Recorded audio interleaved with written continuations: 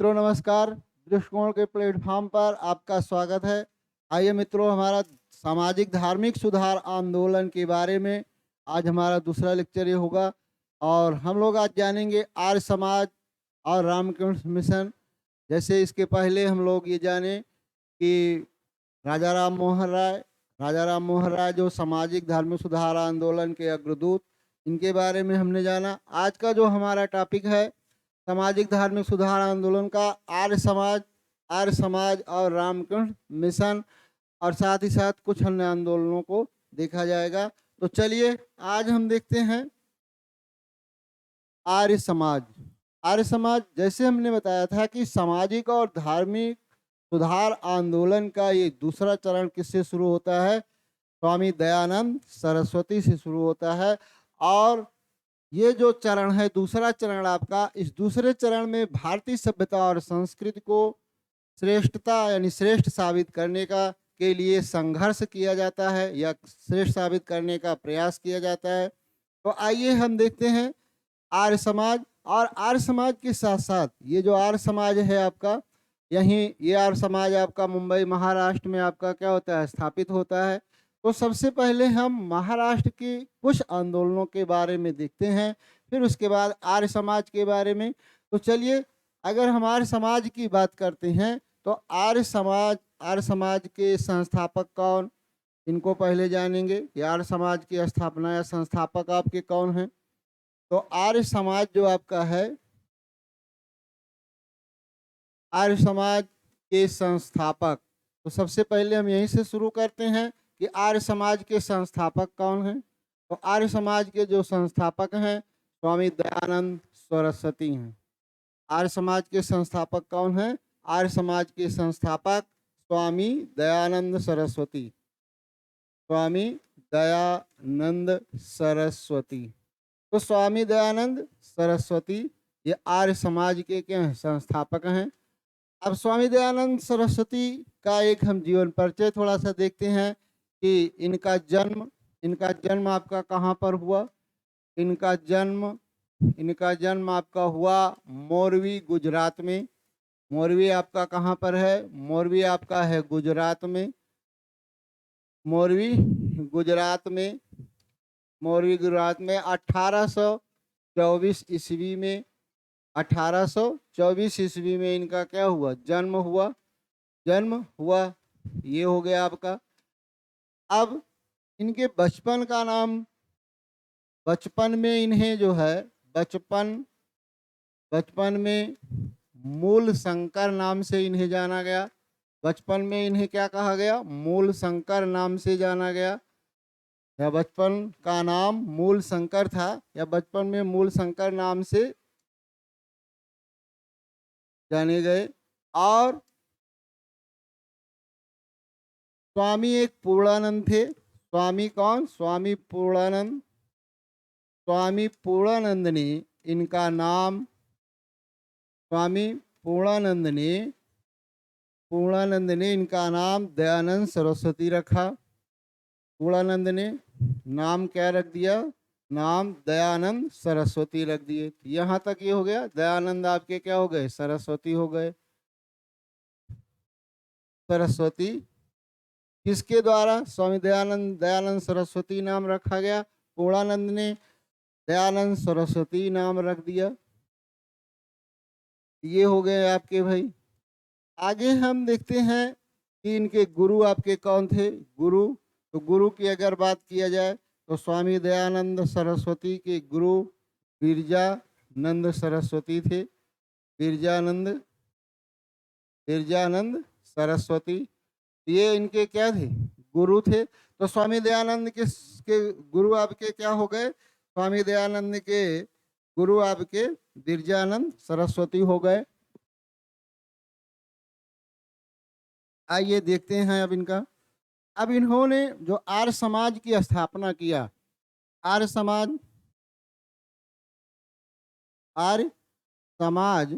जो बना, आर्य समाज की स्थापना ये कहाँ पर करते हैं? आर्य समाज की स्थापना 1875 ईस्वी में। 1875 ईस्वी में कहाँ पर करते हैं? बम्बई बम्बई 1875 ईस्वी में बम्बई, और 1877 ईस्वी में एक इसका केंद्र और बनाते हैं। 1877 ईस्वी में दूसरा केंद्र आपका कहाँ पर बनाए? लाहौर। ये दोनों आप जानते रहिएगा कि आर्य समाज की स्थापना 1875 ईस्वी में, 1875 ईस्वी में कहाँ पर हुई? बम्बई में हुई या मुंबई में हुई आपकी? तो बम्बई में 1875 ईस्वी में, और 1877 ईस्वी में लाहौर में इन्होंने इस अपना दूसरा केंद्र बनाया। आगे हम चलते हैं। आर्य समाज जो आपका है, आर्य समाज, आर्य समाज के संस्थापक, आर्य समाज के संस्थापक दयानंद सरस्वती, दयानंद सरस्वती, दयानंद सरस्वती ने पाखंड खंडनी पताका, पाखंड खंडनी पताका लहराई, पाखंड खंडनी पताका। तो ये आपका है, ये उत्तर प्रदेश में आर्य समाज के आपके हुए दयानंद सरस्वती। और पाखंड खंडनी पताका इन्होंने क्या किया? फहराया। ये प्रश्न आपसे पूछता है तो ये कहाँ पर फहराए? ये आपके फहराया इन्होंने कहाँ पर? ये इन्होंने फहराया आगरा में। उत्तर प्रदेश के कहाँ पर? उत्तर प्रदेश, और उत्तर प्रदेश के कहाँ पर? आगरा, उत्तर प्रदेश के आगरा में। और आगे हमें जानना है कि 1863 ईस्वी में इन्होंने ये पाखंड खंडनी पताका क्या की थी? आगरा में फहराई थी। आगे यहाँ पर कुछ बातें जैसे हमने जाना कि आर्य समाज, आर्य समाज के संस्थापक कौन? स्वामी दयानंद सरस्वती। इनका मूल नाम, बचपन का नाम आपका मूल शंकर था। पूर्णानंद सरस्वती, पूर्णानंद द्वारा इनका नाम क्या रखा गया? दयानंद सरस्वती। और विरजानंद सरस्वती इनके क्या थे? गुरु थे। आर्य समाज की स्थापना 1875 ईस्वी में बम्बई में हुई। 1877 ईस्वी में इनका एक और केंद्र आपका बनाया गया। आर्य समाज के संस्थापक दयानंद सरस्वती ने पाखंड खंडनी पताका फहराया, और ये कहाँ पर? आगरा में। इन्होंने उत्तर प्रदेश के आगरा में फहराया। अब आगे हम देखते हैं कि आर्य समाज का उद्देश्य आपका क्या है, इनका उद्देश्य क्या है, उद्देश्य। और इनके उद्देश्य को हम देखते हैं कि आर्य समाज का उद्देश्य क्या है। और आर्य समाज के उद्देश्य को हम 10 सिद्धांत के रूप में इनके हम देख सकते हैं। 10 सिद्धांत कौन कौन से हैं आर्य समाज के? 10 सिद्धांत में पहला आपका है, पहला आपका क्या है भाई? कि सत्य कहाँ पर है? सत्य वेद में है। सत्य वेद में, वेद में है। और इसलिए इन्होंने क्या नारा दिया? इसलिए इन्होंने नारा दिया, इसलिए नारा दिया इन्होंने, वेदों की ओर लौटो। नारा दिया, वेदों की ओर लौटो, वेदों की ओर लौटो। एक इन्होंने ये कहा, वेदों की ओर लौटो, यानी सत्य कहाँ पर है? वेद में है। सत्य वेद में है, और इसीलिए इन्होंने नारा क्या दिया? वेदों की ओर लौटो नारा दिया। अगला इनका जो सिद्धांत है दूसरा क्या है? दूसरा में इन्होंने ये कहा, इन्होंने अगली बात क्या कही कि वेद मंत्रों के आधार पर हमें हवन करना चाहिए। यानी वेदों में जो मंत्र हैं, वेदों में क्या है? मंत्र हैं। उन्हीं के आधार पर, उन्हीं के आधार पर हमें क्या करना चाहिए? उन्हीं के आधार पर हवन करना चाहिए, हवन करना चाहिए। तो ये हो गया दूसरा। आगे इन्होंने क्या कहा? आगे इनका जो सिद्धांत अगला है वो है बाल विवाह, बाल विवाह, बहु विवाह, बहु विवाह, अवतारवाद, अवतारवाद, बाल विवाह, बहु विवाह, अवतारवाद, मूर्ति पूजा, मूर्ति पूजा, मूर्ति पूजा, बाल विवाह, बहु विवाह, अवतारवाद, मूर्ति पूजा और तीर्थ यात्रा। तीर्थ यात्रा का इन्होंने क्या किया? तीर्थ यात्रा का विरोध किया। तीर्थ यात्रा का क्या किया? तीर्थ यात्रा का विरोध किया। विरोध किया। अगला है कि भाषा जो हमारी हो, भाषा क्या हो? भाषा संस्कृत या क्या हो? संस्कृत या हिंदी हो। भाषा हमारी क्या हो? संस्कृत या हिंदी हो। भाषा पर भी इन्होंने कहा कि भाषा हमारी क्या होनी चाहिए? संस्कृत या हिंदी होनी चाहिए। तो ये हैं आर्य समाज में इनके सिद्धांत हैं। और अगला है निराकार ईश्वर की उपासना। निराकार निराकार ईश्वर की उपासना। निराकार ईश्वर की क्या करना? उपासना करना। उपासना करना। निराकार ईश्वर की क्या करना? उपासना करना। ये सभी इनके क्या है? सिद्धांत हैं। स्त्री शिक्षा पर जोर।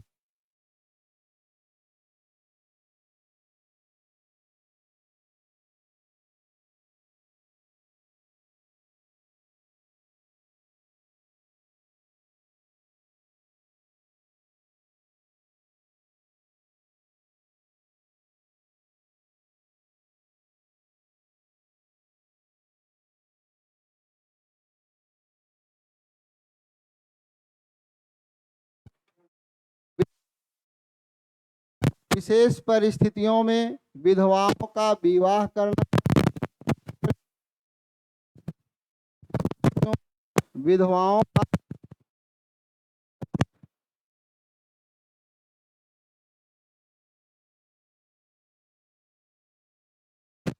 ये सब स्थितियां हैं कि में विधवाओं का क्या करना? विवाह करना। ये सब स्वामी दयानंद सरस्वती के आपके क्या हैं? सिद्धांत हैं। तो को जान लिए। विशेष परिस्थितियों में विधवाओं का विवाह करना, बाल विवाह का विरोध करना, बहु विवाह का विरोध करना, अवतारवाद, मूर्ति पूजा आदि सबका क्या करना? विरोध करना। भी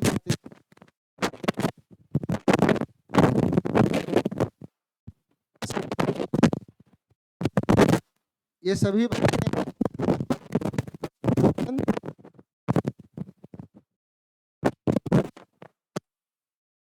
किया। आर्य समाज के मूल सिद्धांत, ये मूल सिद्धांतों के बारे में आपको क्या किया गया? बताया गया। चलिए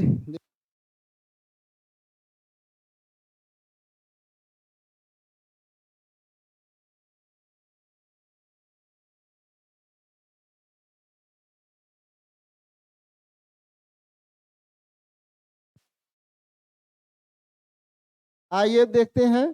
तो ये थी।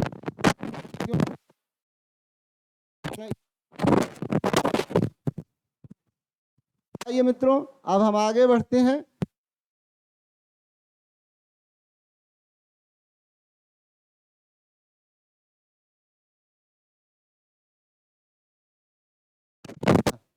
शुद्धि आंदोलन।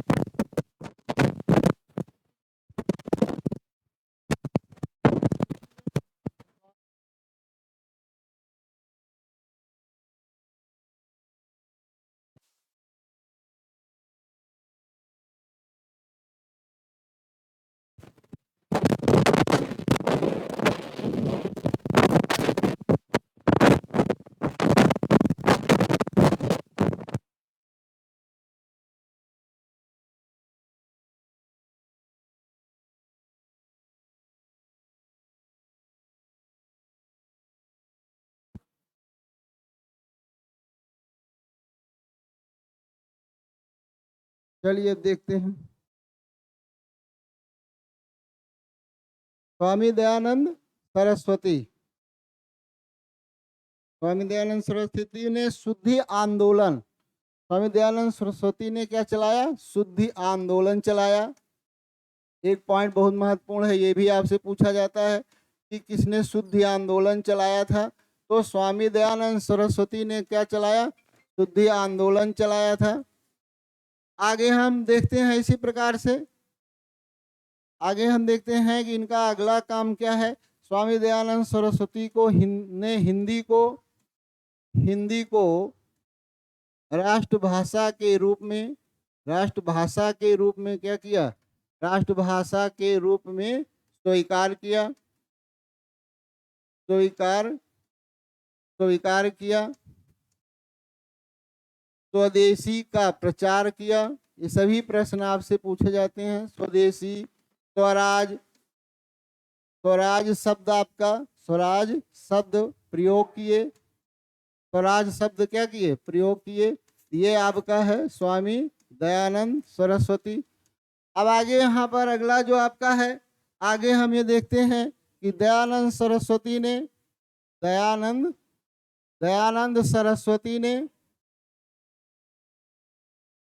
सरस्वती ने क्या किया भाई? दयानंद सरस्वती ने सत्यार्थ प्रकाश पुस्तक लिखी। सत्यार्थ प्रकाश, कौन सी प्रकाश है ये? सत्यार्थ प्रकाश। और सत्यार्थ प्रकाश जो है, सत्यार्थ प्रकाश केशव चंद्र सेन के कहने पर, केशव चंद्र सेन के कहने पर, केशव चंद्र सेन के कहने पर, किस भाषा में? कहने पर हिंदी भाषा में इसे इन्होंने लिखा, हिंदी भाषा में लिखा, हिंदी भाषा में लिखा। ये हो गया आपका।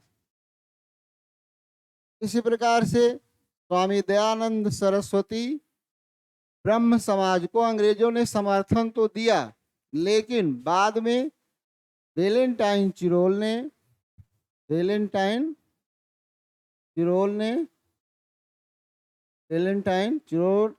ने आर्य समाज को भारतीय अशांति का जनक कहा, भारतीय अशांति का क्या कहा? जनक कहा। ये सभी जनक कहा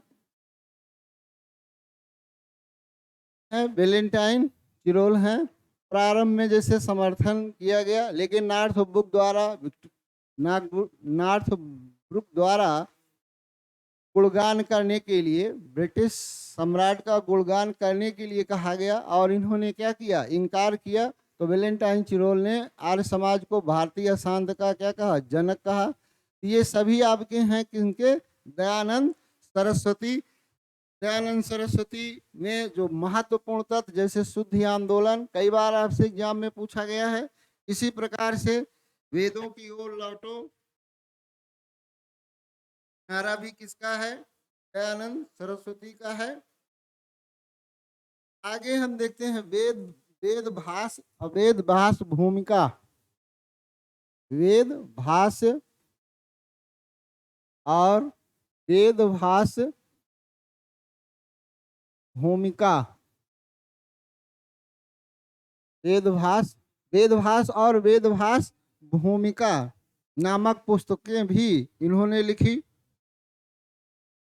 वेदभास भूमिका नामक पुस्तक भी इन्होंने क्या किया? लिखा। तो ये सभी आपके स्वामी दयानंद सरस्वती से संबंधित हैं। वेदभास भूमिका नामक पुस्तक भी इन्होंने लिखा था।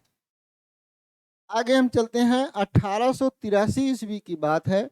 1883 ईस्वी में, 1883 ईस्वी में अजमेर में इनका देहांत होता है।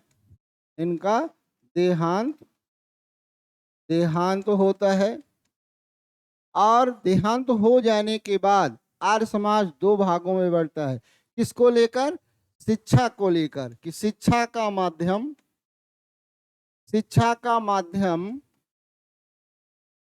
अंग्रेजी हो या हिंदी, अंग्रेजी हो या क्या हो, या हिंदी हो, इस बात को लेकर आर्य समाज दो भागों में बढ़ जाता है। आर्य समाज कितने भागों में बढ़ जाता है? आर्य समाज दो भागों में बढ़ जाता है, दो भागों में बंट जाता है। आर्य समाज दो भागों में बढ़ जाता है। 1886 ईस्वी में लाला हंसराज, 1886 ईस्वी में लाला हंसराज हंसराज लाहौर में डीएवी, दयानंद एंग्लो वैदिक कॉलेज, डीएवी की स्थापना करते हैं।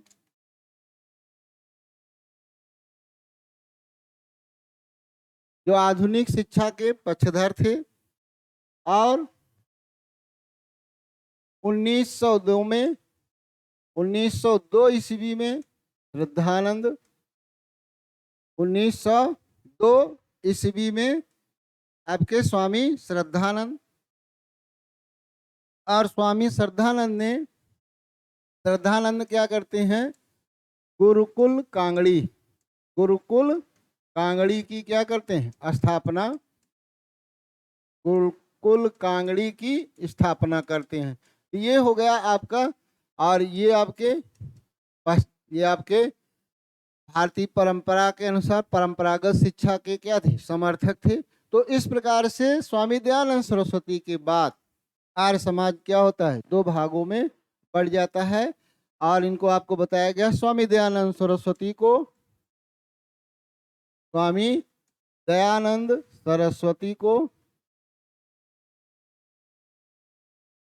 सरस्वती को मार्टिन लूथर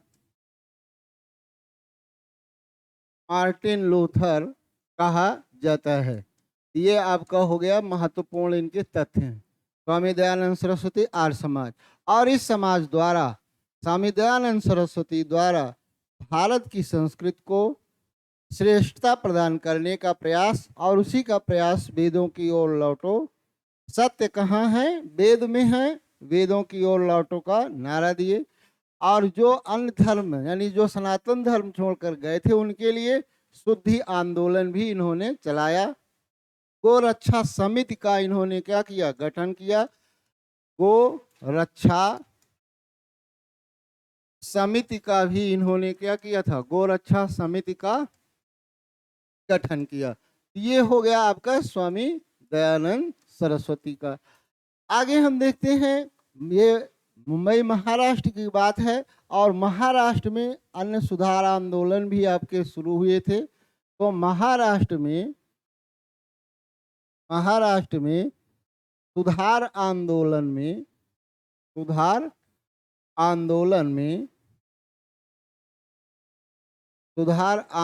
में भूमिका निभाने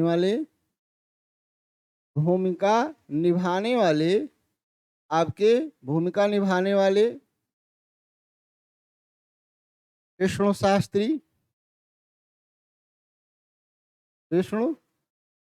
शास्त्री, पाल शास्त्री,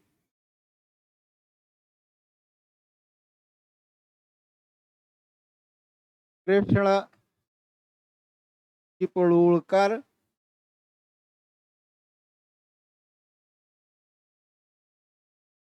का नाम आता है। निभाने वाले का नाम आता है। ये आपके हो गए, नाम आता है। और यहाँ पर 1800 एक परमहंस मंडली आपकी स्थापित होती है। परमहंस मंडली। अब परमहंस मंडली को हम जानते हैं। परमहंस मंडली आपका 1849-50 ईस्वी में आपकी क्या होती है? स्थापित। ये सब कहाँ की बात हो रही है? महाराष्ट्र स्थापित होती है। जिसमें आपका आत्माराम पांडुरंग आत्माराम पांडुरंग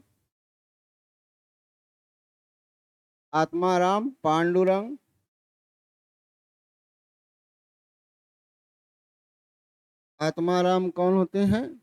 आत्माराम पांडुरंग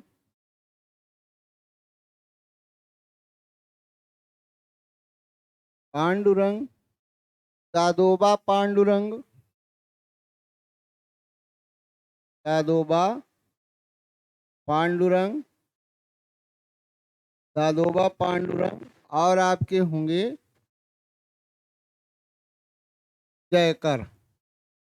ये इनकी महत्वपूर्ण क्या थी, भूमिका थी। ये परमहंस मंडली आत्माराम पांडुरंग, दादोबा पांडुरंग, जयकर, बाल शास्त्री आदि से क्या थे, जुड़े हुए थे, बाल शास्त्री।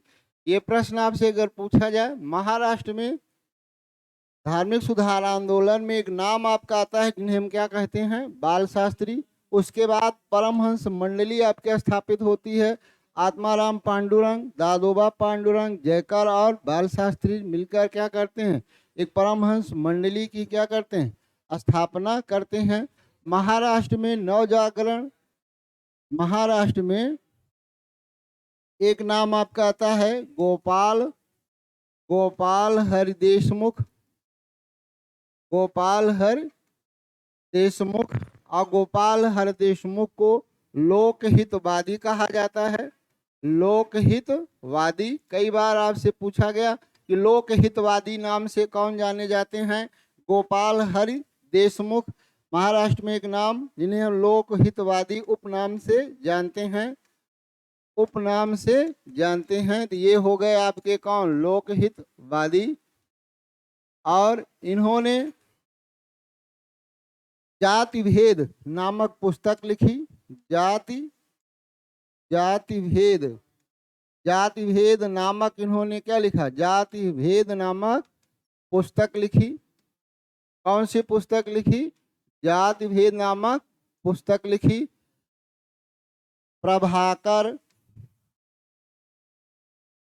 प्रभाकर सतपत्रे इनके क्या हैं, समाचार पत्र हैं। ये सब हैं लोकहितवादी। महाराष्ट्र में पुनर्जागरण आंदोलन में एक नाम है जिन्हें हम क्या कहते हैं, लोकहितवादी नाम से जानते हैं। इसी प्रकार से महाराष्ट्र में हम कुछ अन्य भी देखते हैं, जैसे एक आपका होगा शारदा सदन। कौन सा होगा भाई आपका, शारदा सदन। तो शारदा सदन को हम जान लेते हैं। शारदा सदन पंडिता रमाबाई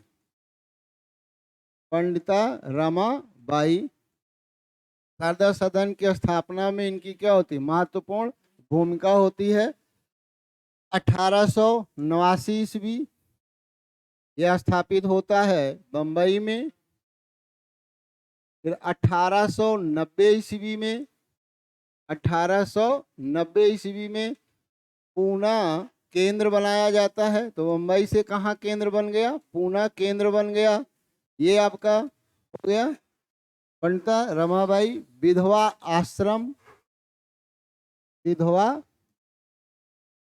आश्रम की क्या हुई, स्थापना हुई। ये महत्वपूर्ण है आपका, स्थापना हुई। किंतु बाद में ईसाई धर्म का पाठ होने के कारण बाल गंगाधर तिलक ने विरोध किया और कुछ लोग छोड़कर चले गए। धीरे धीरे शारदा सदन आपका क्या होता है, का अस्तित्व समाप्त होता है। लेकिन यहाँ पर हमें जानना है कि पंडिता रमाबाई की महत्वपूर्ण क्या है, भूमिका है। और इन्होंने दक्कन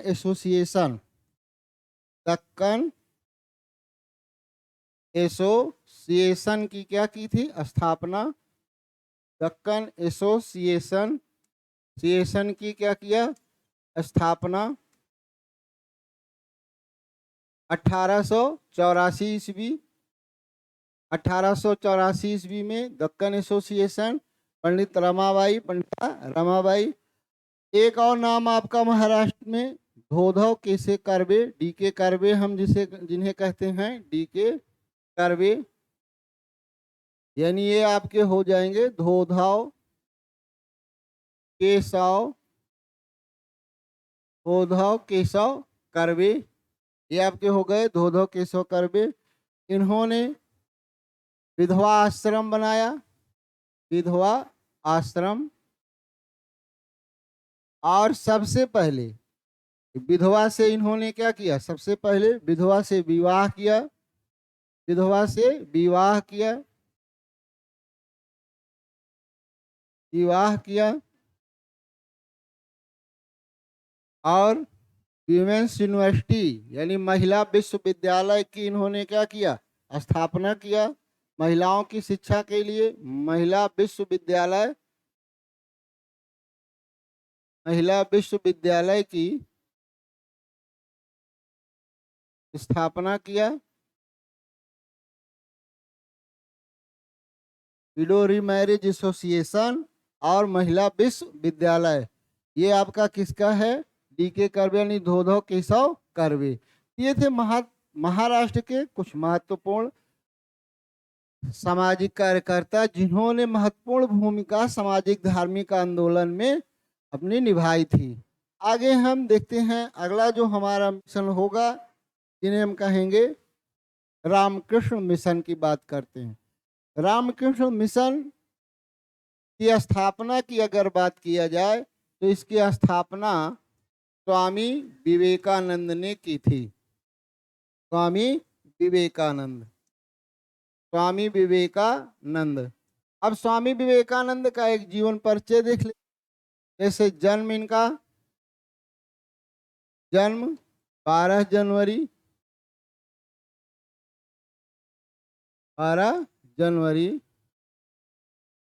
1863 ईस्वी।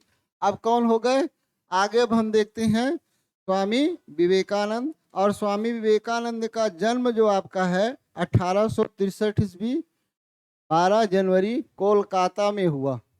यानी महाराष्ट्र के बाद अगला केंद्र आपका क्या हो गया, कोलकाता।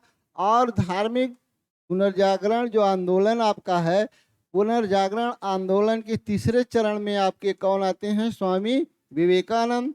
और इन्होंने भारत को विश्व गुरु की उपाधि दिलाई। या हम ये कह सकते हैं कि भारत को विश्व में क्या किया, एक स्थान दिलाया स्वामी विवेकानंद। आगे हम यहाँ पर देखते हैं 12 जनवरी 1863 को इनका जन्म हुआ। पिता इनके आपके हैं, इनके पिता हैं आपके विश्वनाथ दत्त।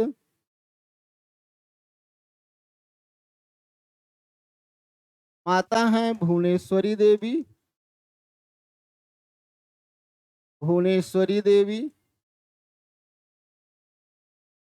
ये माता आपकी हो गई। आगे हम देखते हैं गुरु, इनके गुरु आपके कौन हो गए, रामकृष्ण परमहंस, रामकृष्ण परमहंस, रामकृष्ण परमहंस, रामकृष्ण परमहंस ये आपके हो गए।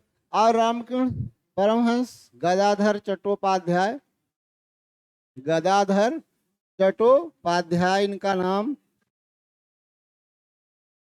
जिन्हें दक्षिणेश्वर संत के नाम से जाना जाता है। दक्षिणेश्वर संत के नाम से इन्हें हम जानते हैं। संत के नाम से इन्हें हम क्या है, नाम से जानते हैं। आगे हम अगर देखें कि ये तारकेश्वर काली मंदिर के, तारकेश्वर काली मंदिर के क्या थे, पुजारी थे।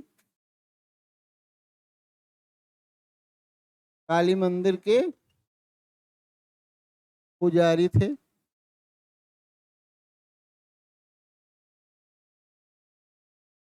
स्वामी विवेकानंद राजा खेतड़ी, राजा खेतड़ी के सुझाव पर, राजा खेतड़ी के सुझाव पर इन्होंने अपना नाम क्या रखा, सुझाव पर नरेंद्रनाथ दत्त से, नरेंद्रनाथ दत्त से अपना नाम क्या रखा, से स्वामी विवेकानंद रख लिया। स्वामी विवेकानंद,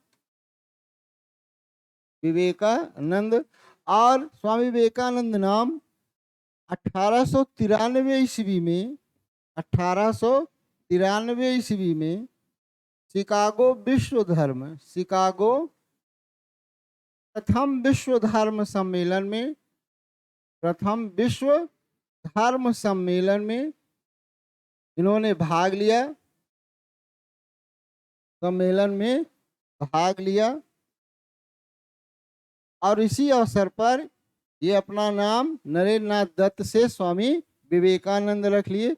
यही है आपका 1893 शिकागो अमेरिका प्रथम विश्व धर्म सम्मेलन हुआ। शिकागो अमेरिका प्रथम विश्व धर्म क्या हुआ, सम्मेलन हुआ और वहाँ पर ये भाग लिए। और ये उसी प्रकार से कहे जैसे कि सभी नदियां जाकर सागर में गिरती हैं, इसी प्रकार से विश्व के सभी धर्म ईश्वर को, विश्व के सभी धर्म समाहित होते हैं। कहने का मतलब ईश्वर को प्राप्त करने, यानी विश्व के सभी धर्म का अंतिम लक्ष्य क्या है, एक ईश्वर को प्राप्त करना। तो यही इनका क्या है, संदेश है। न्यूयॉर्क हेराल्ड समाचार पत्र में इन्हें विश्व के महान संतों में क्या की गई, गणना की गई। स्वामी विवेकानंद ने अब अन्य सुधारकों के अनुसार, जैसे अभी आपका कहा गया कि मूर्ति पूजा, तो इनका जो था कि मूर्ति पूजा का इन्होंने विरोध नहीं किया। मूर्ति पूजा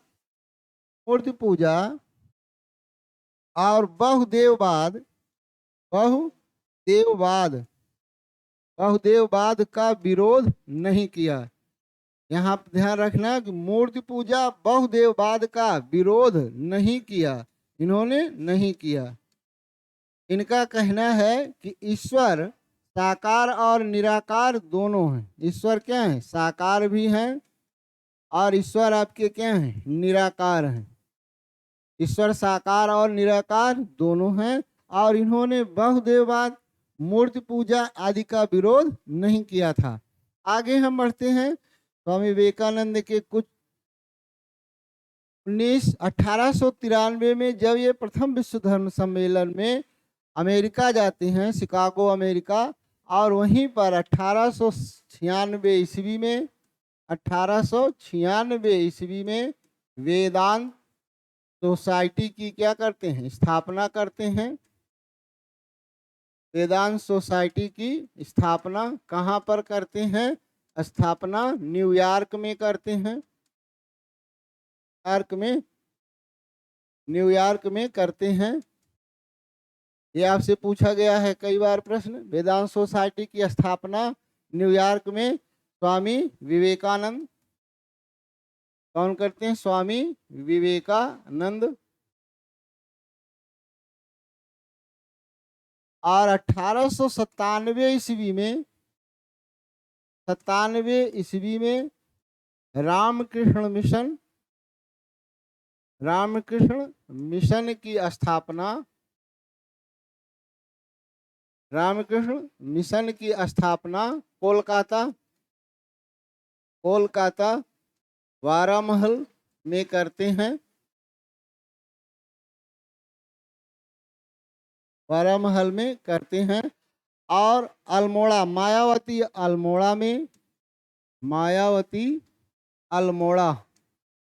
अल्मोड़ा आपका कहाँ हो गया, उत्तराखंड में मठ स्थापित करते हैं। अगला अगर हम देखते हैं, ये तो हो गया आपका रामकृष्ण मिशन। इसका उद्देश्य क्या है, इसका उद्देश्य क्या था, इसका उद्देश्य है मानव मात्र की सेवा करना, मानव की क्या करना, मानव की सेवा करना, या हम कह लें यह मिशन मानवतावादी है, मानवतावादी दर्शन पर क्या है, आधारित है। यानी आपका क्या हो गया, दरिद्र नारायण की सेवा करना ही सबसे बड़ा धर्म है। दरिद्र नारायण की सेवा करना सबसे बड़ा आपका क्या है, धर्म है। मानव की सेवा करना सबसे बड़ा धर्म, या दरिद्र नारायण की सेवा करना सबसे बड़ा धर्म है। सेवा करना सबसे बड़ा क्या है, सबसे बड़ा धर्म है। या मानव सेवा सबसे बड़ा धर्म है। मानव सेवा आपका क्या होगा, सबसे बड़ा धर्म है। यही इन्होंने इसका उद्देश्य है मानव सेवा। ये हो गया आपका रामकृष्ण मिशन का मुख्य उद्देश्य। अब इनके कुछ कथन हैं जो हमेशा आपसे पूछे जाते रहते हैं कि हम कहते हैं कि मानवता को वहां पहुंचाना चाहते हैं, मानवता को वहां पहुंचाना चाहते हैं, पहुंचाना चाहते हैं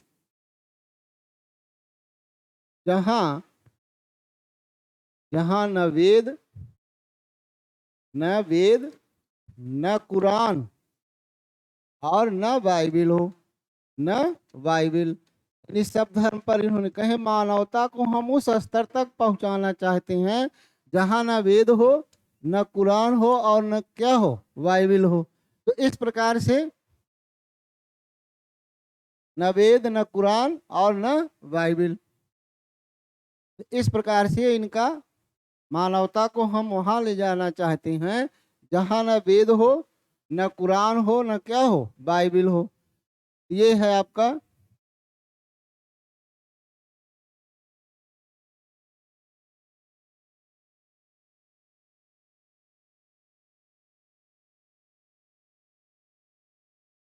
तो इस प्रकार से न कुरान न बाइबिल,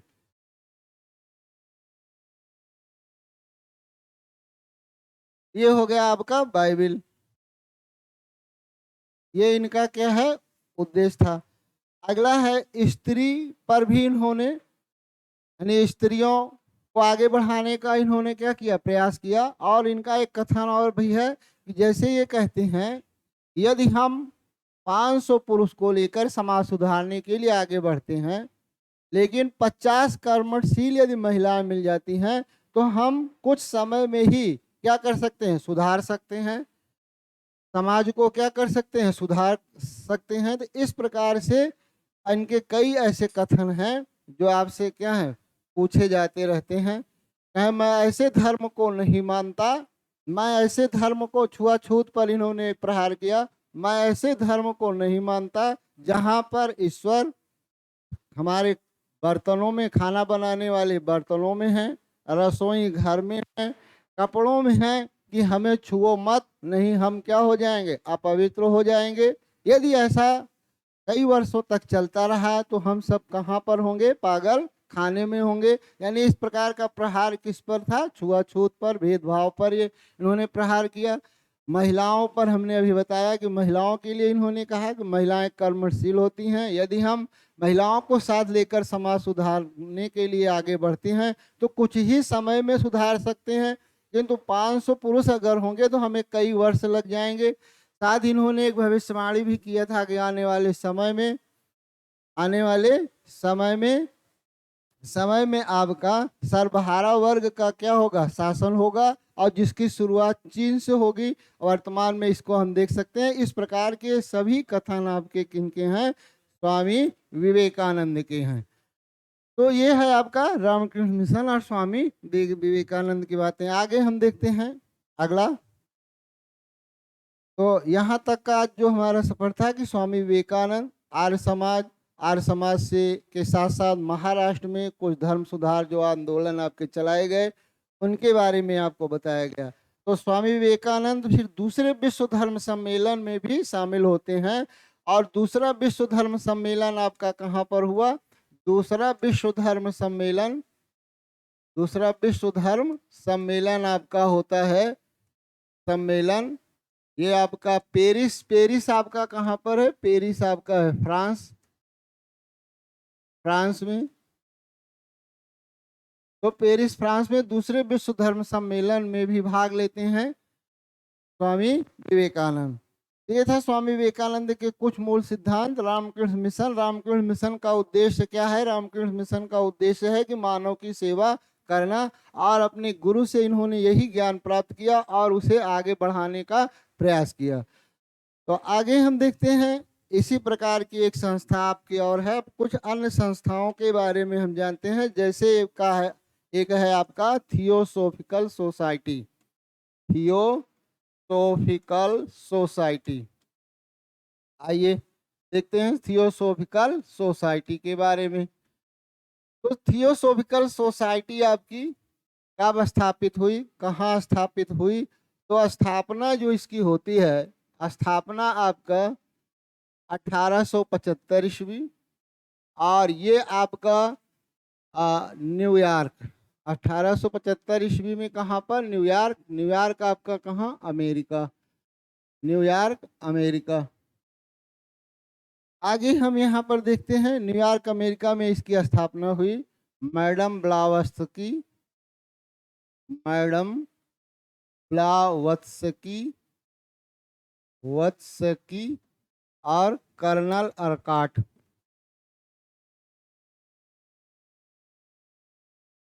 कर्नल अर्काट ने एक स्थापना किया जिसे हम क्या कहते हैं? Theosophical society. और ये जो मैडम ब्लावत्स्की थी, ये रूसी महिला हैं। ये कौन है? रूसी महिला हैं। बाद में इस थियोसोफिकल सोसाइटी का अंतरराष्ट्रीय कार्यालय, अंतरराष्ट्रीय, कई बार एग्जाम में आपसे पूछा गया कि अंतरराष्ट्रीय कार्यालय कहाँ पर बनाया गया। अंतरराष्ट्रीय कार्यालय आपका बनाया गया मद्रास, मद्रास अडयार। मद्रास कहाँ पर? अडयार। मद्रास अडयार में इसका क्या बनाया गया? अंतरराष्ट्रीय कार्यालय बनाया गया। इसी से बाद में आपकी जुड़ी एनी बेसेंट। कौन जुड़ती हैं? Annie Besant. एनी बेसेंट जो एक आयरिश महिला है, ये क्या है? आपकी आयरिश महिला है। और ये जुड़ती हैं किससे? ये आपकी जुड़ती हैं थियोसोफिकल सोसाइटी से, एनी बेसेंट। अब एनी बेसेंट के बारे में हमें जानना है कि एनी बेसेंट जो है 1893 ईस्वी में प्रथम विश्व धर्म सम्मेलन में भाग ली थी। प्रथम विश्व धर्म सम्मेलन में। कभी ये प्रश्न आपसे पूछा जाएगा कि स्वामी विवेकानंद के बाद, यानी स्वामी विवेकानंद तो वहां पर भाग लिए, और कौन और महिला? ये आपकी हैं एनी बेसेंट। प्रथम विश्व धर्म सम्मेलन में इन्होंने क्या किया? विश्व धर्म सम्मेलन में भाग लिया। और इसी समय सम्मेलन में भाग लिया, और इसी समय ये कहाँ पर आती हैं? भारत आती हैं। भारत आती हैं। 1889 ईस्वी में इन्होंने क्या किया? थियोसोफिकल सोसाइटी की सदस्य बनी थी। थियोसोफिकल सोसाइटी की क्या बनी थी? सदस्य बनी थी। सोफिकल सोसाइटी की सदस्य बनी। ये सदस्य बनी और 93 में क्या है? भारत आती हैं। इसका उद्देश्य, यानी ये थियोसोफिकल सोसाइटी के जो दर्शन हैं, ये कहाँ से लिए गए? ये दर्शन आपके हिंदू और बौद्ध दर्शन से क्या थे? प्रभावित थे। बौद्ध दर्शन से, बौद्ध दर्शन से क्या था? प्रभावित था। आगे हमें ये जानना है कि भारतीयों में, भारतीयों में चेतना जागृत करना, चेतना जागृत करना, चेतना जागृत करना और भय को समाप्त करना। भय को क्या करना? समाप्त करना। इसका क्या है? मुख्य उद्देश्य है। इसका मुख्य उद्देश्य आपका क्या हो गया कि भारतीयों में चेतना को जगाना, साथ ही साथ भय को क्या करना? समाप्त करना। ये थियोसोफिकल सोसाइटी का मुख्य उद्देश्य है। विश्व बंधुत्व की भावना, समानता की भावना। अगला क्या है? बाल विवाह पर भी प्रहार किया गया। बाल विवाह पर प्रहार किया गया। स्त्री शिक्षा पर क्या किया गया? जोर दिया गया। स्त्री शिक्षा, बाल विवाह का विरोध, स्त्री शिक्षा पर बल दिया गया। बंधुत्व की भावना का विकास, बंधुत्व की भावना का विकास किया गया। ये सभी थियोसोफिकल सोसाइटी के आपके क्या उद्देश्य हैं?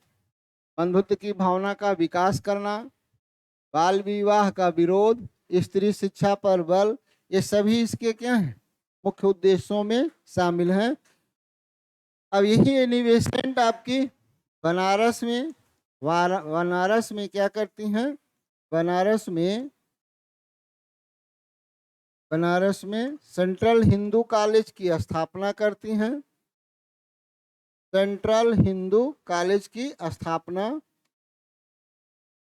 सेंट्रल हिंदू कॉलेज की स्थापना, जो बाद में बनारस विश्वविद्यालय के नाम से क्या हो गया, प्रसिद्ध हुआ, हिंदू विश्वविद्यालय।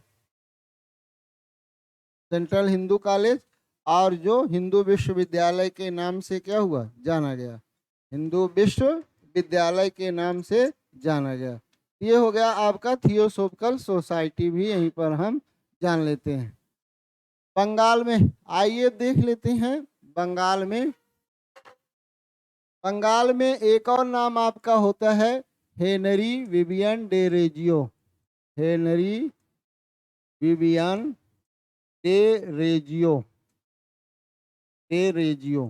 डेरोजियो, ये आपके हो गए हेनरी विवियन डेरोजियो।